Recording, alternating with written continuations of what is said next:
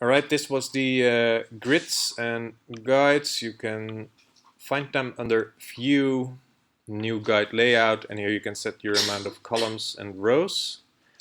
And the gutter is a space in between the columns. And you can of course do that the same on that side. Now, if you want an extra guide in your image, you can turn on the rulers, and the rulers are on the top on the side, you can see here. So it's under View and there's rulers. And from a ruler you can drag out a new guide. So I can click and drag on the top here, and I can place this guide anywhere I want. So let's say I need something there, I can place it there. And of course you can rearrange these guides later. So from the side, the same thing, you click and drag on the ruler and you can create as many as you want. You can also get them away if you want to show or want to look at just a picture. You can hide all the extras at once, so you're not using them or you're using the extras such as the guides. Alright, if you want to get rid of a guide, you can just click and drag them all the way to a ruler again and they disappear. So use them, it's very handy. Very handy. Alright, now we're going to look at the lasso tool, magnetic lasso tool, magic wand tool, quick selection tool, and select color range. Why do you want to use the selection tool? Well, the selection tool is very handy for using it for multiple tasks. Sometimes you just want to get rid of some elements of a picture. Sometimes you want to make them transparent or move things around. So let's see, I had a website in Muse with a logo that didn't fit in there. Let's see.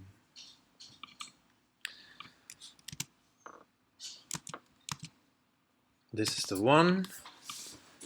And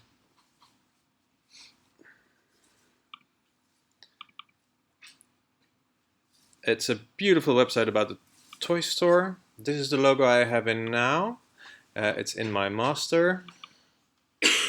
And let's replace it with this one, the original. There it is. So you see it has a white background, and because my background of the website is going as a gradient from blue to white, I actually don't want this background of my logo. So I'm going to replace this file with a file that I added in Photoshop and then saved as a PNG, so I can use it correctly inside the Muse. So let's open it up in Photoshop. And there it is. And it's one layer only, and it's locked, so I don't want to lock it. If you just click on the lock, it will disappear and I can add it inside the layer. And to make then the white background transparent, I'm going to demo some different kinds of selection tools. And this is a destructive way of working that I'm going to show you now. So the original file will be destroyed if I saved it again. So the first thing I'm going to show you is the magic wand tool. And the magic wand tool, I also showed this last week with some of you, is a tool to select a part of the image. And if you click on a color, it will look at that color and look at the connecting pixels. Does it has the same color? And then it will select those. So if I click here on the red, it is set here only, selecting here only the red that is connected. This red it doesn't select. So it's only this red because it selected connected these pixels. The tolerance for working you can set up here. So I press Command D or Control D to deselect, and because I want to get the white background away, I click in this white background, this is selected, and I press Delete and hit Command D, and do here the same thing. It's going to work out there. I'm going to do it very roughly, yes, up here. So this checkerboard in the background, that is transparency. That means there's nothing there. So I'm going to do it inside the A here as well. You see all the pixels. It's a very small file here. Delete that. You see here it doesn't really work out. I need to select these as well. So, or I increase my tolerance up here, or if I hold down Shift, can you see it? There's a little plus appearing next to my icon. So I can select a bit more. So the selection is expanded, and I delete it. And in here, hold down Shift to get the plus, and it's gone. So now I have a file that is transparent, and also inside the letters wanna play. So I'm going to save it now, save as not a Photoshop file, but a PNG file. Down. Where is it? Oh yeah, there. I'm gonna save it to the desktop here. The Toy Store logo.png. Let's make it clear that this is the new one. I'm going to save it as a copy, and don't worry about the color profile. That's okay for now. Compression, smallest. Yes, I want the smallest. And the interlace, don't worry about it. So, going back to Muse, look at my new file here and drag it in. See that? So now the background is gone, and I can place it in my website with the transparency. There. So that is a very simple way of getting your well, things that you want to get transparent, get that out of the picture and delete them, right? Now let's get this back to what it was and use a different tool for that. So the Magic Wand tool is very handy if you have pixels that are connected with each other and you want to select areas of pixels. Now you can also do that all manually with the lasso tool, the polygonal lasso tool, and the magnetic lasso tool. So the lasso tool on its own is really a drawing tool in which you can select stuff. So if I'm drawing here, click and drag, you can draw, and I have this selected. So then if I take the move tool, I could move this one around. But because I'm in one layer, and if I deselect it now, everything is gone in that layer. So I don't want that, because then, you know, that's it. I didn't make a copy of anything. I don't want that. Let's get that back. And then there's the polygonal lasso tool. You can click and then click here again, and you can make different shapes to make selections like that. All right. And the last one is pretty much handier tool is the magnetic lasso tool for any shapes that you have and that you want to cut out. The magnetic lasso tool will look at difference in contrast and color of shapes. So if I click once here, that's my starting point, and I follow the line here, the blue and the red, you can see that it automatically creates points, and even though I go into the white, it will snap to the blue. And of course these tolerances can be set more precise. So, and you need to go a bit slower sometimes to let it think.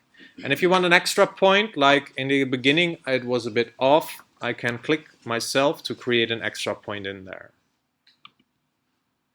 So these are very handy if you have sharp edges of the shapes or the images that you want to cut out. So here's this sharp corner. And then if I come to the beginning again, it's hard to see, but you see that if I go over the first point I created, there's this round thing coming again with my cursor. You see that? That means that if you click it, the shape will be closed and my selection is made. And then I can use this selection for, well, to use it in different ways. So that's the lasso tool, polygonal lasso tool, and the magnetic lasso tool. Then you have the quick selection tool. I will use a different example for that. Let's use this one. So the quick selection tool looks at also the colors and the contrast in a picture of elements to make selections. but it functions like a brush. So in this example, I need a pretty big brush because this image is pretty big. And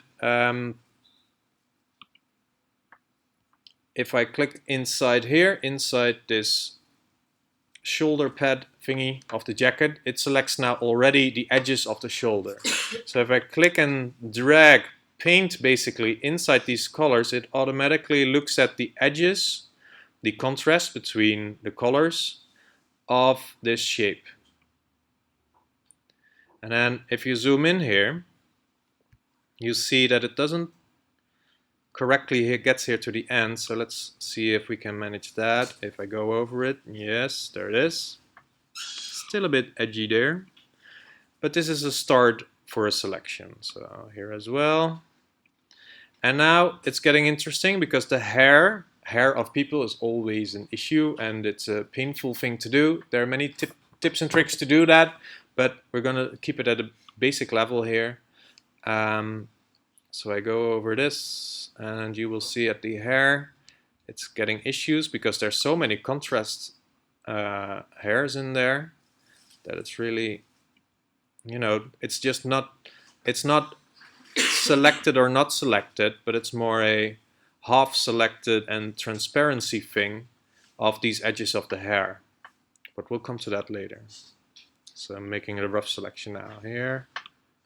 This needs to be done. So now I got her. There's some weird thing here, but I'm thinking, nope, that's not going well. We'll deal with that later.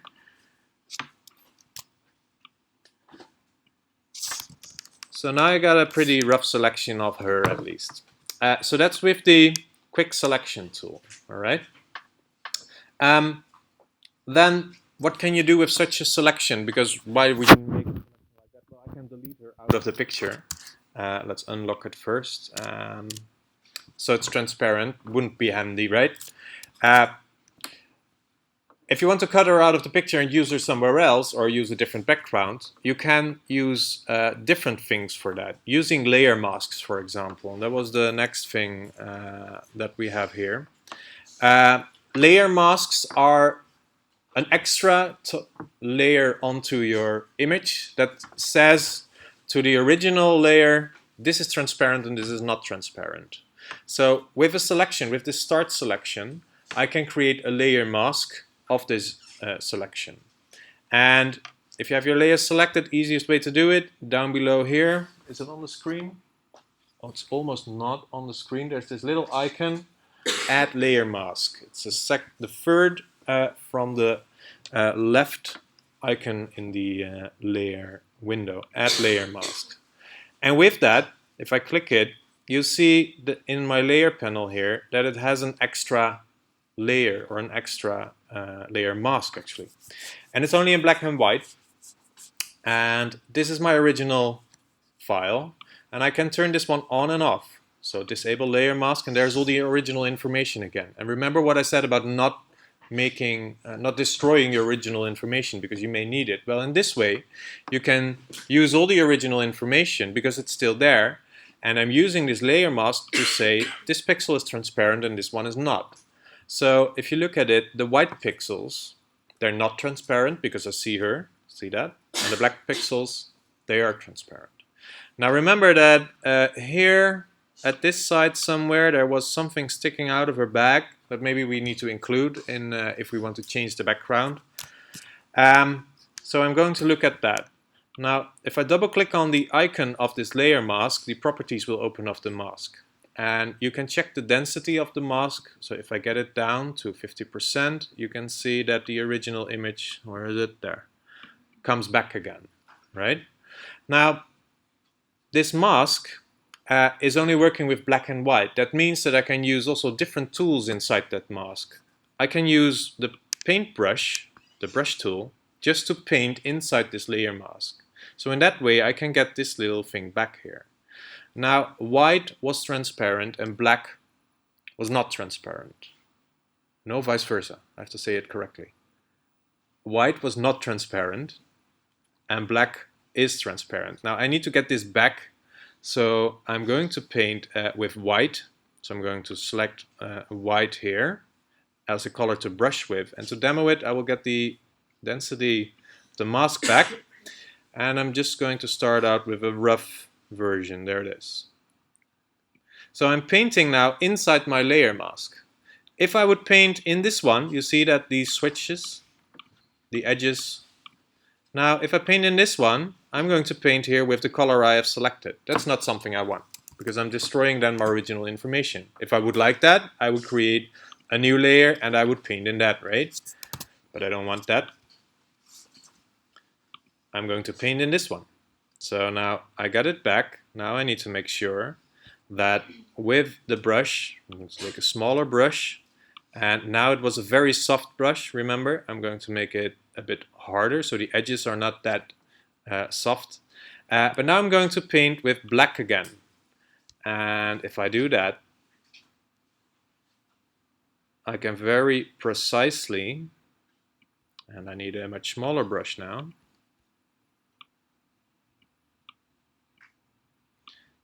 I can get very precise control over what is transparent and what is not transparent. And you see that I zoom in all the time, because the smaller the work area, the less precise you become. So always zoom in to the area you're working in. And use your screen. You paid a lot for your screen, so use it to the max. And in that way, and even a smaller brush. And in that way, that little thing there is back, right?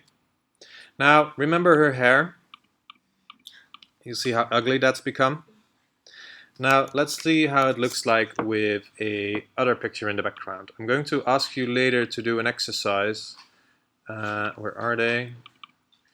Let's look at a background here, this one. Copy it to the background, and I'm going to place it in this file. You see it's very small. I'm going to blow it up so it's going to look very ugly, but that's fine. So this is my second layer. I'm going to drag it down, and there she is standing on top of this mountain. Everything is not correct now because the colors don't match and everything, but the demo for now is about the hair. This is still about the layer mask. The rest we will look at later. So this layer mask here, like I just brushed in there with black and white. I'm now going to brush in there with a brush that's pretty big, but then very soft. And maybe I need to get the opacity down so it's only brushing like 50%. So that would mean that my picture on the front would also be 50% transparent. So let's take a look, and now I got black selected. So first take white and give her a bit more hair here. Uh-oh, what's going on? Here it looks okay. See what happens beneath here. See, now I get the sky black back in the background there. So that's okay there. I'm going to undo that and let's change it there. And I'm going to paint with black to make it a bit more transparent here.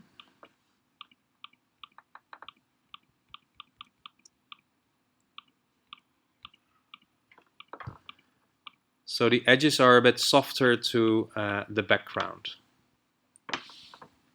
So with your brush, you can precisely get, or in this case, a bit more softer control over how your object is transparent. Now, if I undo that, I can also make a selection of a color, and that goes throughout the whole picture. So now I got here blue, and actually that blue, I just want to select that blue and fill it up with black so it's also transparent. So on top you find here select color range, and with that I can click on a color and actually select that color. So now my selection preview is a white matte. That means that, well, those things are selected. So let's invert it to see it clearly. This is the blue I have, and if you get down the fuzziness, you see that also in this one, not that much is selected. So I want more. Let's take it to a black one to see it. That blue I want selected. But look, there's more in the picture that's getting selected. These things are also selected. But it's more about the hair that I'm concerned now. So these are selected and not the other ones. Uh-oh, not that. I made one mistake. Select color range. There it is.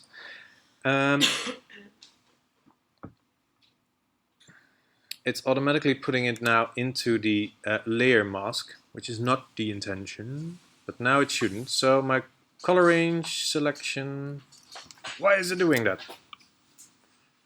I don't want it.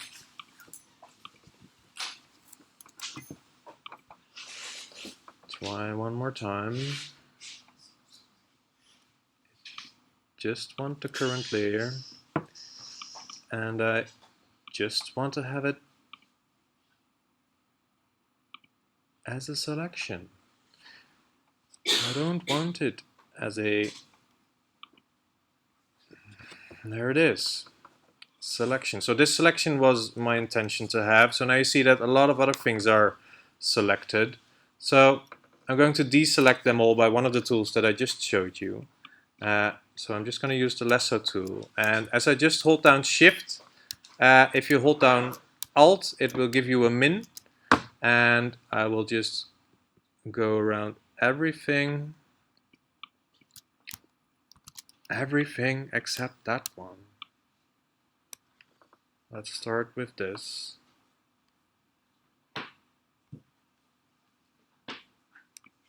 There. And go around there. So now only this part here is selected. And in my layer mask, I want to fill that in with black. So a selection you can always fill with something. Just go to Edit, Fill, and you can fill it with something you want, content aware, but now I just want to fill it with black. All right, and there it is. So now it's a bit more selected or transparent with the hairs in it, but all the information is still there because I just can't paint in it. So in this way you have the control over what is transparent and what is not, and you can place someone over there. Okay, so that's one thing with the layer masks, creating layer mask.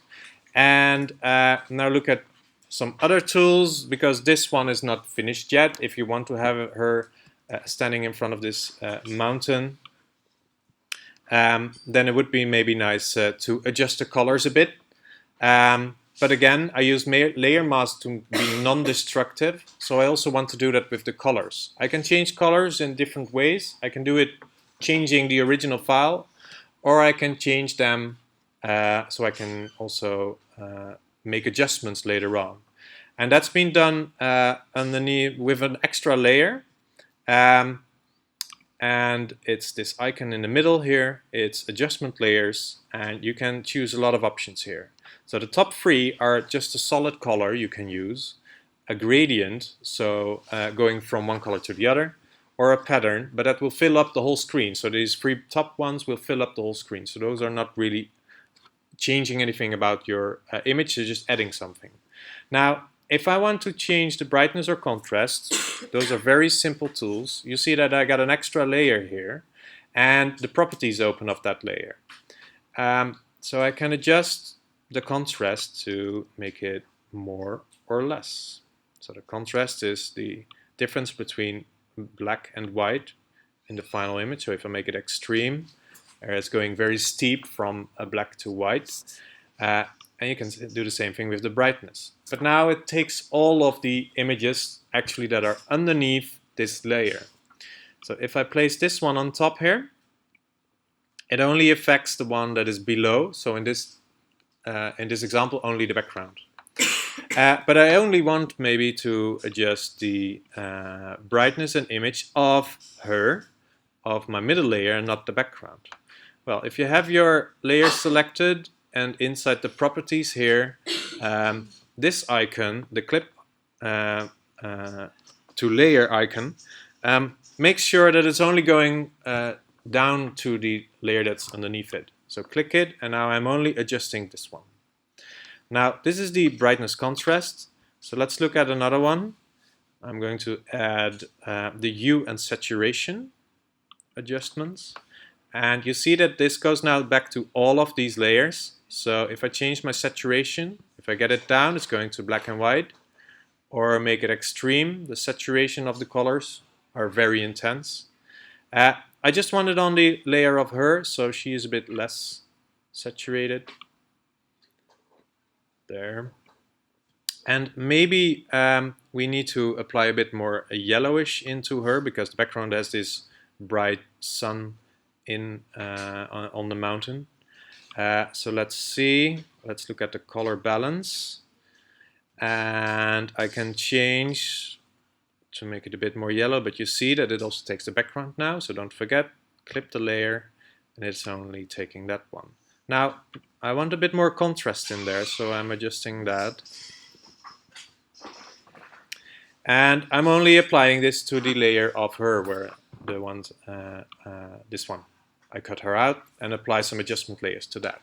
So in that way you can adjust things, and if you want to see what was it without them, just uncheck the eyes and it's there again. If you want to see her original file again, disable the layer mask, and this is the original file I was working in together with this background. So everything is still in there, all the information that you were working in. Enable the layer mask to see the cutout again, and enable the adjustment layers that are only applied to her to see what they've done. So in that way you can always adjust all the things that you did. So you're working non-destructive. So that's very important to remember, and use these layers. There's going to be a lot of layers in everything, in every file that you probably will work in. Now let's see, we had something else. Oh yeah, let's look at a gradient in a layer mask, just to, if you want such an effect, then it's not very hard to get that done. So let's make a copy of this one. Just gonna drag it to create a new layer. There it is. All of these, let's turn them off for now. And let's remove this layer mask. And I'm gonna start up with a empty layer mask. And in this empty layer mask, you can use this one here, the gradient tool, to create a transparency gradient, because you're just creating a gradient from black to white. So let's do a cheesy one with the on top here. You can select different kinds of gradient. This is just the standard linear gradient. Here you got the radial, so it goes from one point out, and then you got different kinds. Try them out. So let's do this one, and let's create one from her. There. This is the other way around, so that happens all the time. If you have that, and you of course want it the other way around. If you have your layer mask selected, you can invert that layer mask by clicking Command I. There it is. So you're inverting basically the colors. What was black becomes white, and what was white becomes black. So if you hit Command I, you're inverting the layer mask. So there she is. Looks like a postcard. And so that's a gradient in a layer mask. And we're going to make it worse. We're going to make a real postcard, because the next thing I wanted to show you was layer styles. These are kind of effects that you can use on different elements inside your layers.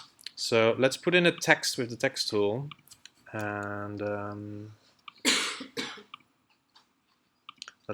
we're going to make something really ugly now. Some handwritten font.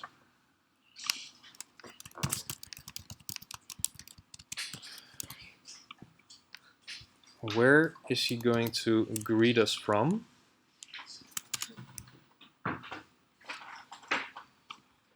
Any suggestions? The place? Scotland.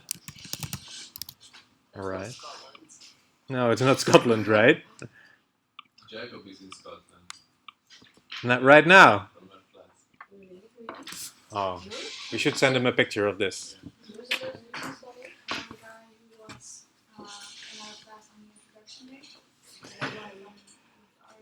So let's focus first on this and then talk about the holiday exchanges.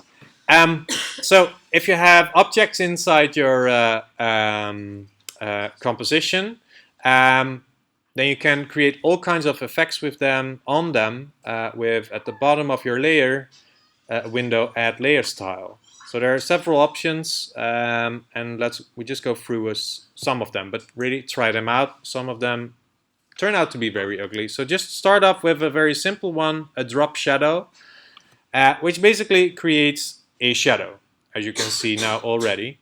So it's a preview on and off. You see the difference? Let's make it a bit extreme. There it is. And you can, of course, change the distance and change how it's looking from which direction and how fuzzy it is. So this is really ugly, and of course the size.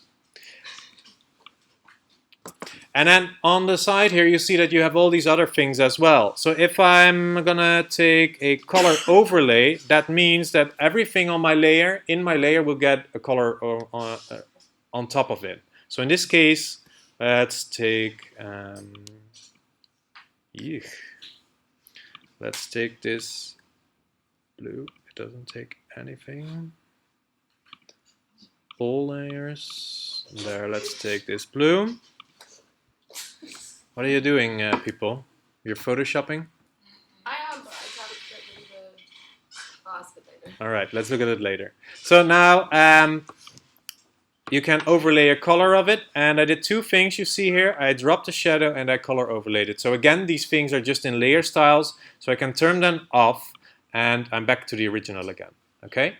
So with this, you have full control over everything you do, and you have the opportunity to change everything still, because I can still change my drop shadow in here, or any other ugly thing that you want to put on there. Most of them are not really useful, but sometimes the drop shadow is very handy, and the color overlay are actually the ones I use quite often. So that's very handy to have. The effects here, so they're color, layer styles. Try them out. In the middle there was the layer masks, and you can use the adjustment layers to change colors per layer, or on only the layers that are beneath it. Then last week I also saw that a lot of you were struggling, like, hey, where is this file, where is this layer I had? Well, actually, sometimes, let's turn this on for now. And now I applied them only to the letters, so let's get this on top here. Oh yeah, now it's back. It's good to organize yourself inside Photoshop. So if you're getting lost of your layers, or you need to scroll in your layer window all the time, use folders to put in layers. So create a new group. We'll give you a new group, and I can put everything that is connected. Everything that is connected with her, I can put that in that group. I can close the group, and I can work with the rest. So really use groups as a way to organize yourself in the layer window. On the top here, you can select different kinds of layers that you only want to be viewed. So only the pixel layers, or only the adjustment layers, or only the type layers. Adjustment layers I showed you. And this is what we're going to do now, the exercise. Let's first stop